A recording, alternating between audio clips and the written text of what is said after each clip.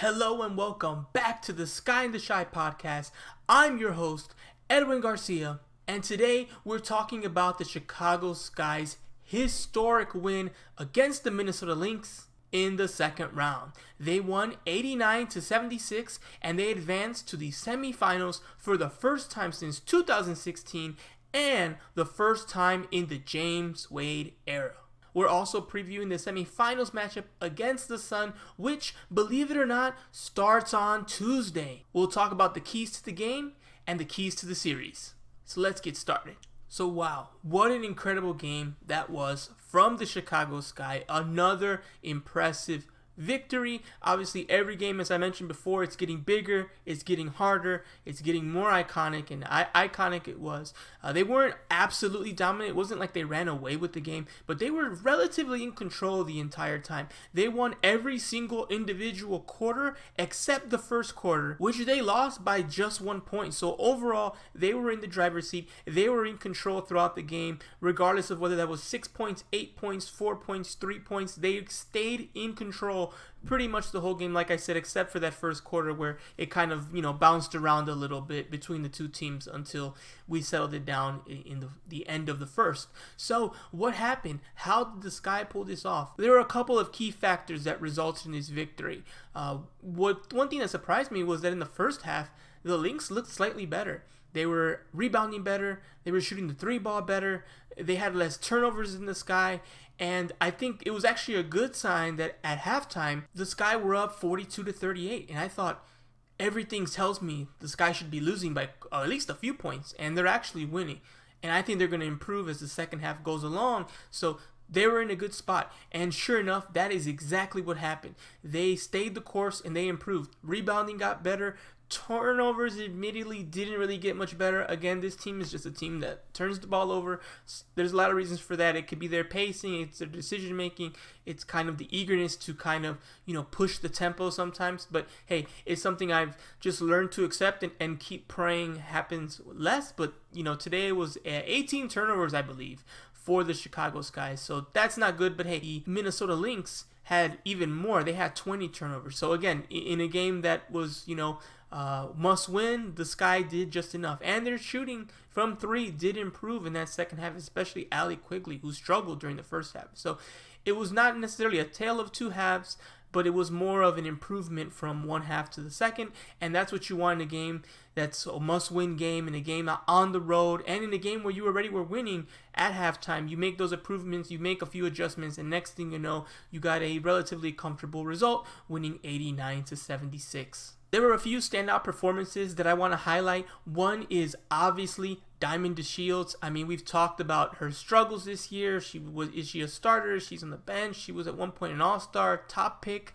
lottery draft picked, and what's going on with her, right? And man, she balled out today. We all know she has that ability in her. It's not a surprise. It's not a shock. But still, we haven't seen that much of it this year. We've seen it a couple times. She had her 30-point game, I believe the last game of the season, if I'm not mistaken, against the Fever. So again, she's done it before, but it just hasn't been consistent, and they needed this kind of game from her on Sunday, especially with Allie Quigley kind of starting off slow, and she stepped up. She balled out. She had 14 points, 4 for 5 shooting, 6 for 6 from the free throw line. She was getting to the basket. She was getting fouled, and she was converting those free throws. She was just fantastic. There's not much you can say about Diamond DeShields. Props to her staying ready. Props to her working through her struggles and saying, "Hey, when my number gets called, I'm gonna play as hard as I can," and finally getting that big game she's been wanting to get, and showing that she's the same explosive player and she's making adjustments as things go along. So I'm so happy for Diamond DeShields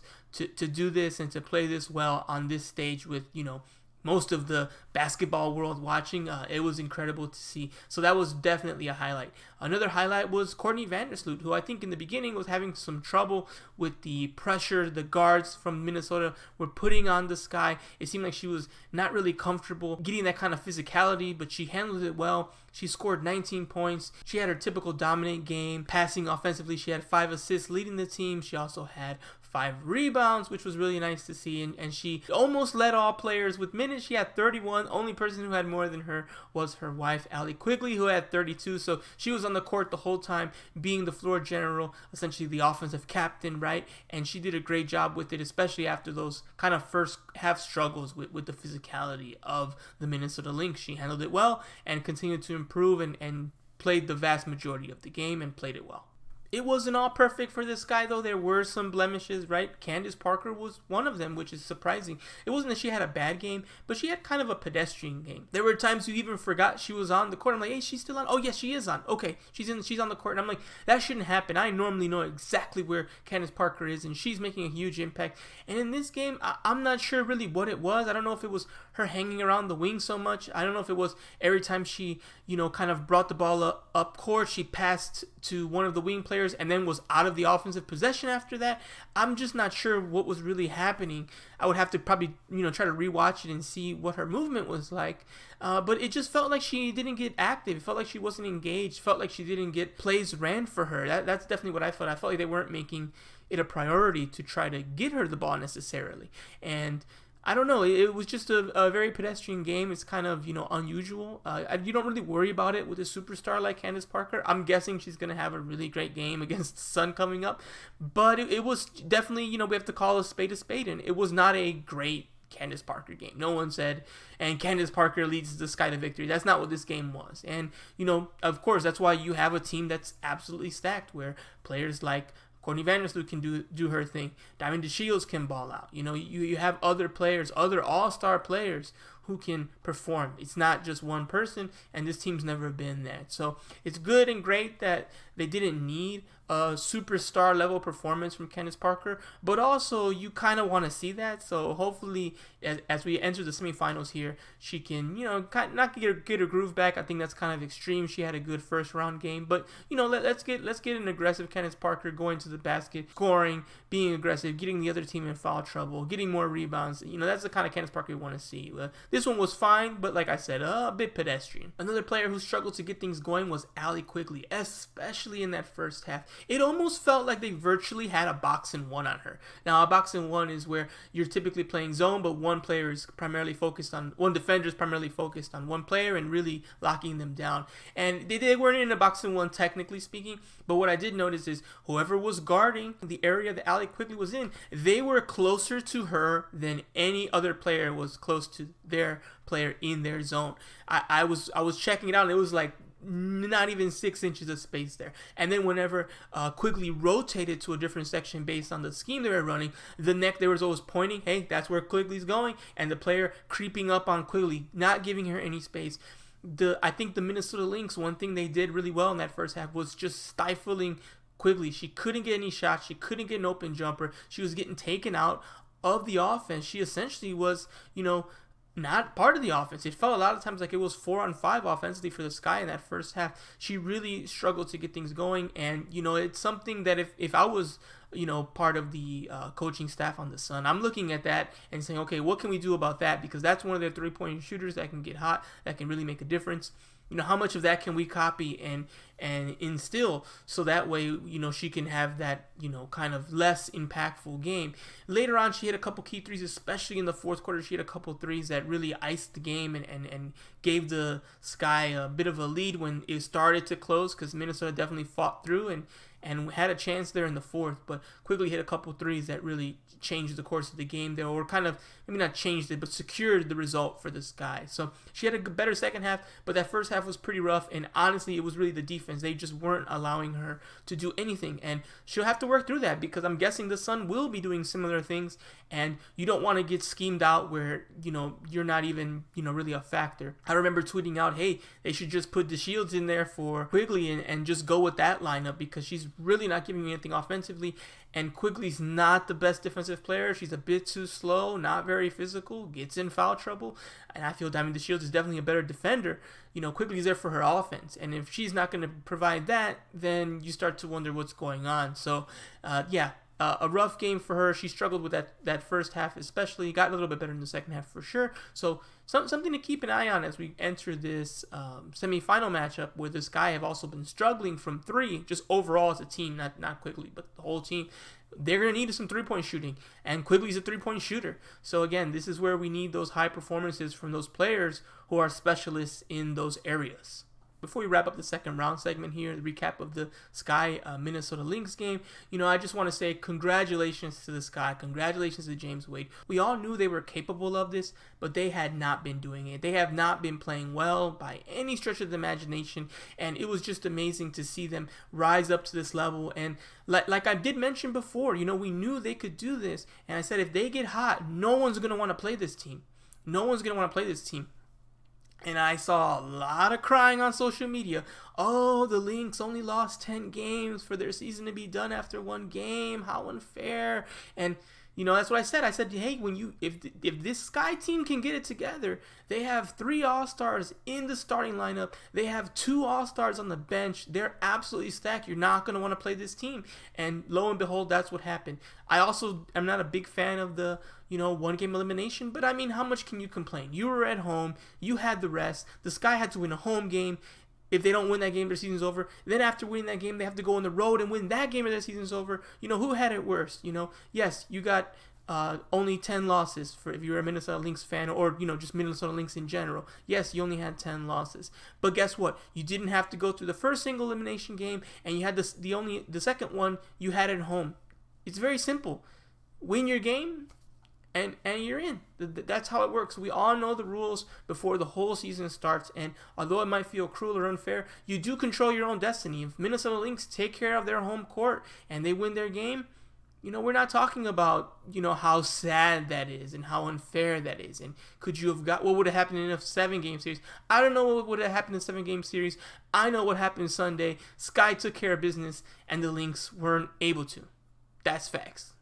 So again, congratulations to the Sky. They've worked so hard for this, and this season was going to be talked about as a huge disappointment. A team that, were supposed to be frontrunners and weren't, and lo and behold, they're right there now. This changes the conversation about the whole year already. Even if, they don't play any better and things go really bad in the semifinals, they still reach that. They still, when the season was ending, there were 4 teams left, and they were one of the 4 teams. And people didn't think that during the first round. People were predicting them to lose that round. And, I predicted them to lose against Minnesota because I believed in Minnesota's talent and being at home for one game. So they've already kind of exceeded everyone's expectations based off the season, not based on their actual potential, right? We knew they had the potential, but they haven't shown it on a week-to-week, game-to-game basis consistently. But here they are. They've won 2 games. They're on a hot streak. They got the talent, and they haven't played their best basketball. They're still struggling with turnovers. They're still struggling from the three-point line. So, and you're still not having a game where all players are playing well. When Diamond DeShields is playing poorly, Kalia Copper's balling out. When Diamond DeShields plays well, Hallie Quigley's playing bad. Candice Parker's playing bad. You haven't really got a game where, hey, everyone's kind of playing good. The team's kind of rolling. That hasn't happened in the playoffs yet. It happened a few times in the regular season, including that Seattle Storm 30-point blowout win. So we've seen it before. We've seen it in one of the Aces wins where I felt like everyone kind of had a good game. So that's something the league should be very scared of. They still haven't actually gotten it all together. They just have so much that if 80% of the team is on the right track, they're going to win. If 100% of the team is on the right track, it's extremely difficult to beat them. Extremely difficult to beat them. So we'll see what happens here, and it's time now to preview the WNBA 2021 semifinal matchup, the Chicago Sky versus the Connecticut Sun. Now, the first game is going to be on Tuesday at 7 p.m. CT, so check your local listings. Make sure, depending on what region you're in and all that, that you're able to watch and you know what time the games are so you don't miss them, because obviously this is the biggest game the Sky have had since 2016. There's really no debate about that one. This one's huge. It's a semifinal game, and it's going to be in Connecticut, so it's going to be another hostile road crowd, tough game. 48 hours after winning your second round matchup, they have to go and play a semifinal game on the road while the Sun have been resting. So we'll see what happens there. We'll see if it's actually a positive that they've been playing so much that maybe they're in a rhythm and the Sun are a little bit rusty. They're not ready for playoff intensity. We'll find out, I think, within the first and second quarter kind of where the teams are at. Or are the Sun ready and they're super prepared? I think we've seen both aspects. We've seen teams this week of rest hurts them, and we've seen teams where the week of rest really helps them. For all you know, the Sky might come out completely flat, totally dead, just exhausted because of all the playing they've been doing and how intense it's been. Maybe they're not ready on Tuesday. Maybe they're just going to have to take that loss and get ready for Thursday. We won't really know, but I think, both options are definitely possibilities, and we'll just have to wait and see. But looking at it from the Sky perspective, you just want to make sure they keep the rhythm going and they don't get exhausted and drained here as they're going into the first game of the semifinals after 2 games that were really intense while the Sun have been resting. So that's one of my keys to the game. We got to make sure their energy's up there. They have to make sure they're rested and ready to go, because you don't want to be in a situation where you have to give up a game due to just really, honestly, exhaustion. Right? The other thing I think is they're going to have to take care of the rebounding battle. I always say it, rebounds win championships. So it kind of sounds cliche. I think people might get sick of me always saying, I'm always pointing out the rebounds, because to me, that's the key to the game. You're giving yourself second chance opportunities. You're giving yourself more possession. You're taking away the other team's possession when they miss. Rebounding is everything. It really is, and especially with a team like the Connecticut Sun, who have some really, really good rebounders. They're known for their bigs. They're known for crashing the boards. They're known for getting buckets in the paint. You have to win that rebounding battle against the Sun, or at least make it so close that the impact is insignificant or negligible. Only they out-rebounded you by 3 or 2 or 4. But if they're out-rebounding you, 28-12 or something like that, then you're going to lose that game. I'm telling you right now, you have to keep it close and ideally win that rebounding battle. That's what has to happen. And the Sun have the bigs to kind of, do that, right? They got Jonquel Jones, who's got 11 rebounds per game. She's a peak performer in rebounds. Dwayna Bonner's a pretty good rebounder. Brianna Jones is a pretty good rebounder. They have some real big bigs who can crash the boards and dominate, and that's going to be the key. That's how they're going to want to win. They're going to want to pack the paint. They're going to want to get big. They're going to want to get physical. They're going to want to push you around and dominate the glass. So that's going to be a key for this guy. Can they not get dominated on the boards? Next key factor is going to be three-point shooting. The Sky shot 25% from 3 on Sunday. That's really, really bad. I believe they average 36% normally. That's still not fantastic, but it's way better. That gives you another like 6-9 points depending on the averages and how much you're shooting, the volume of the shooting. But they need to shoot their shots. They need to hit their shots, especially with a team that packs the paint.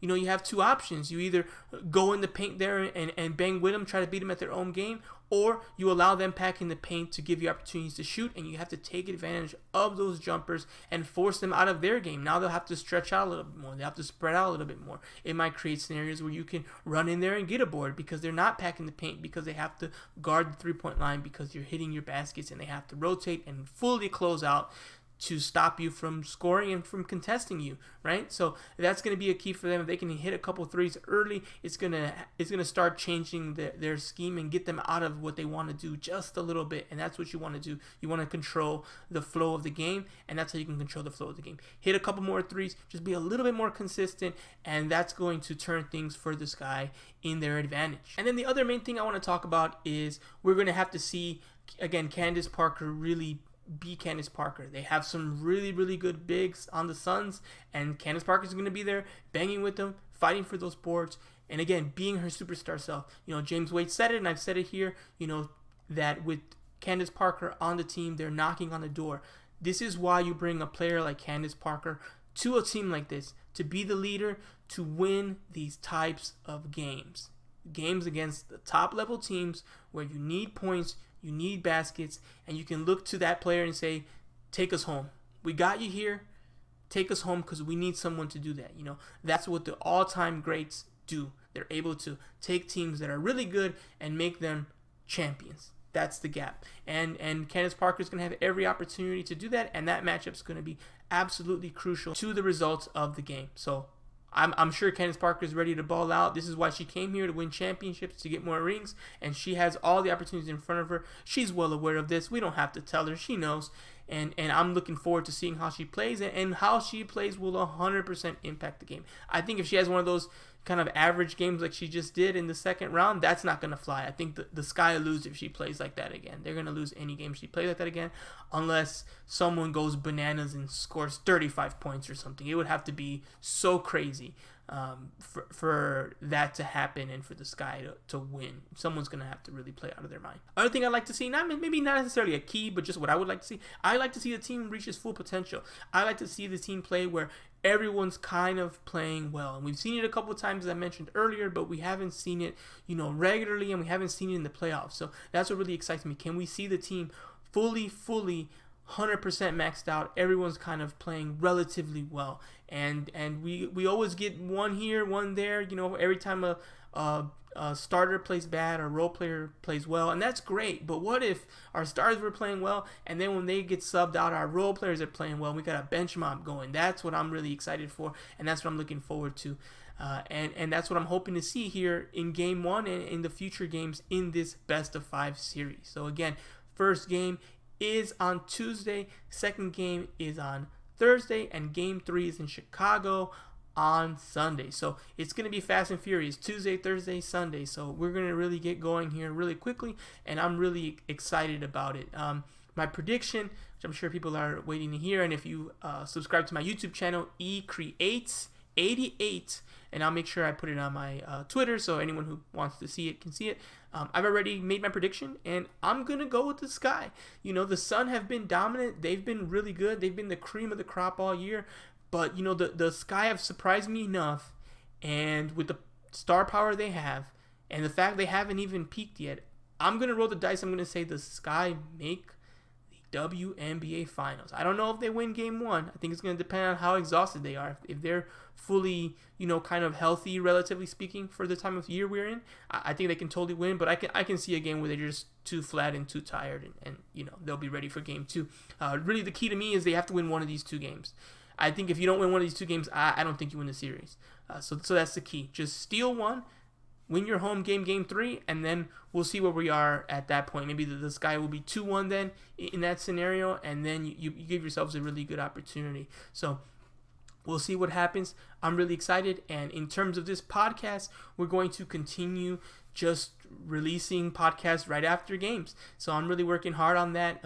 I'm already tired, and I'm not even playing, so I can't imagine what the players are feeling right now. Because if they're feeling anything like what I'm feeling, it's going to be tough on Tuesday to win that game. So I'm going to keep on releasing these podcasts. Like I said, I'm going to continue working hard for all of you, making sure I'm providing this content and kind of covering this team. It's a special moment, right? 2016 is the last time they were even here, so we got to show out for them. So if you can, go support the team, watch the games, attend the games if you're in Chicago. If you're not in Chicago or you can't attend the games, watch the games, tweet about them. Let them know that we're all behind them, and we're really looking forward to this, because this is going to be a very special series. It's a best of 5, so now you are getting at least 3 games and 1 home game, but the first 2 games, of course, are going to be on the road in Connecticut. So let's see what the Sky do, and I'll talk to all of you on the podcast after Game 1. So we'll do a post game, talk about that, and then kind of recap it, and then start previewing Game 2 of the WNBA semifinals. So they're right there. Like I said, every goal the Chicago Sky have is still in front of them, is still available. They have it all in front of them. They can win this championship here if they play their best basketball. So let's see what happens. I'll talk to you next podcast. Go Sky.